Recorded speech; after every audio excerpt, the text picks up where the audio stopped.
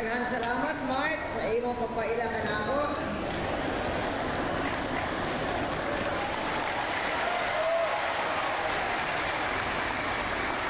Daghang salamat, Governor Dodo Caga, sa imong imbitasyon. Kami anhili sa inyong anibersaryo. Ato mga Congressman na Franklin Bautista, daghang salamat sab na unity karon dinhi sa probinsya ng Davao del Sur. Tanang mga opisyales sa Davao del Sur, kauban na si Mrs. Cagas, si Vice Governor, o tanang mga mayors, mga board members, barangay officials, kaninyong tanang mga kaigsunan, kauban ko karon sa ang duha ka cabinet member, si Jess Dureza ng Katagadigos di ay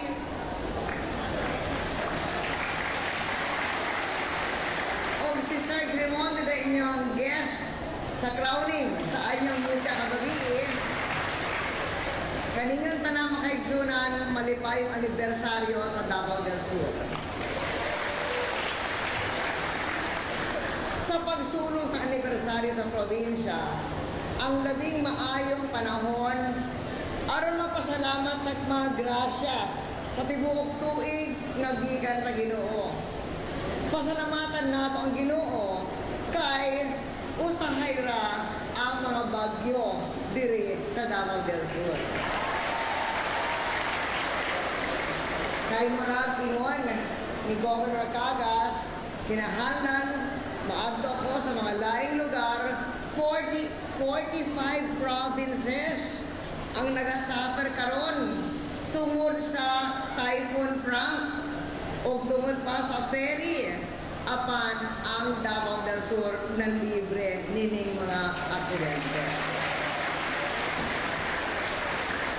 The terrible tragedy left in the wake of Typhoon Frank and the ferry accident was constantly on our mind during our trip to the United States. Overseeing relief efforts was part of our daily agenda. We were in constant contact with our officials.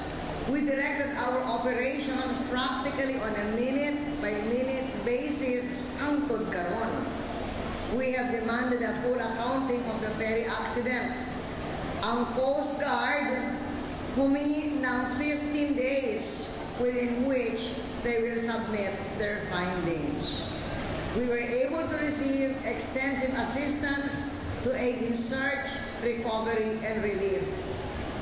But now we are happy to be back on Philippine soil and happy to be back diri sa Davao del Sur.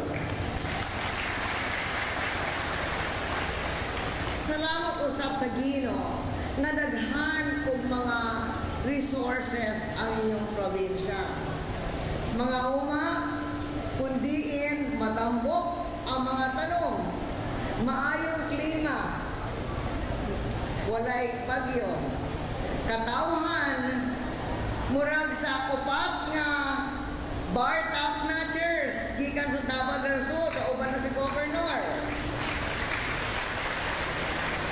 Katawhan na desidido magkatabang sa pagpauswag, dili lang sa probinsya, kundi sa tibuok nasud. And that is important. Your beautiful soil, your beautiful climate, your brilliant and productive people, because there are big issues rocking the world, namely the high price of food and fuel that is affecting everyone around the globe, particularly the poor. At every meeting during our trip to the United States, we work to help secure additional funding and support for stabilizing prices and discussing ways to help secure additional funding and decrease our reliance on imported rice and imported oil. Nipirma si Agricultural Secretary Arthur Yap o ang iyang counterpart sa Amerika, si Secretary Schaefer sa DA sa Amerika, bahin sa number 1, collaboration on sanitary and phytosanitary measures. Tungod kay usahay dugay mga sulod ng atong produkto sa Amerika, And they use sanitary measures to prevent products from going there. Apan ingon ni Governor Cagas, garbo ninyo nga makasulod ang manggo gikan sa Davao hangtod sa Australia. Unta, tuod nining bag-o nga agreement between Secretariat sa Pilipinas and Secretary Schaefer sa Amerika, moabot ang panahon nga makasulod sad ang Davao del Sur mango sa Amerika mismo. Ikaduha, agricultural market, institutional and rural development.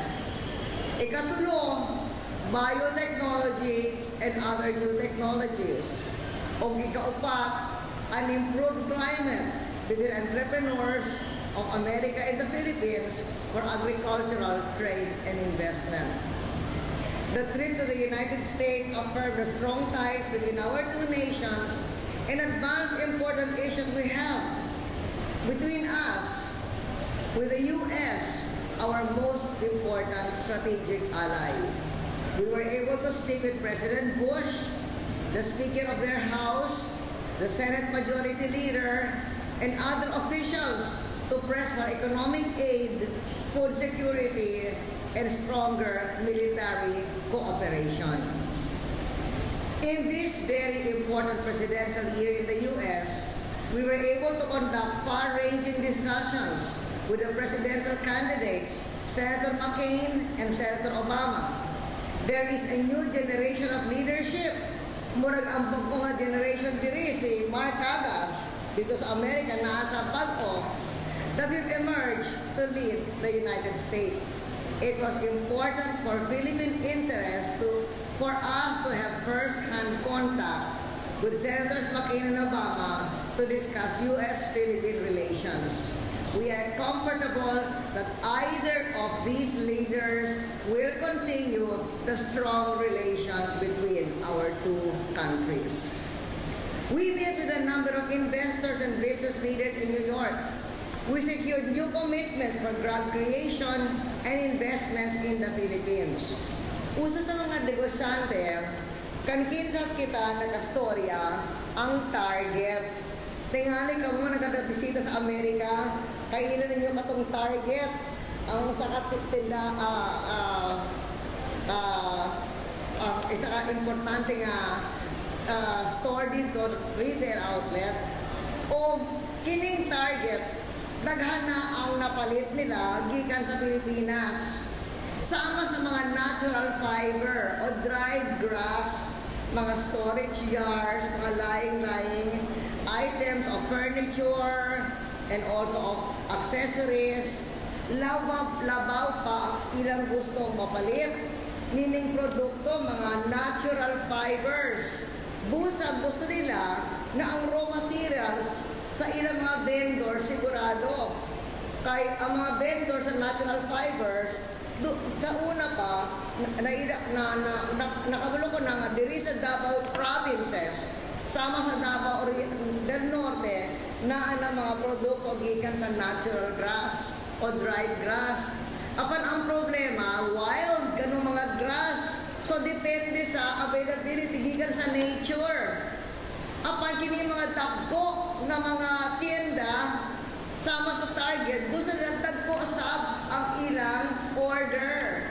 So, busa, importante, unta, makatanom ang ato mga uma sa Davao del Sur sa grass, dili na ng wild, itanom na nato nga mabaliga sa mga vendors, ay sigurado ang market. So, mao ang ato mga kinahanglan mahimo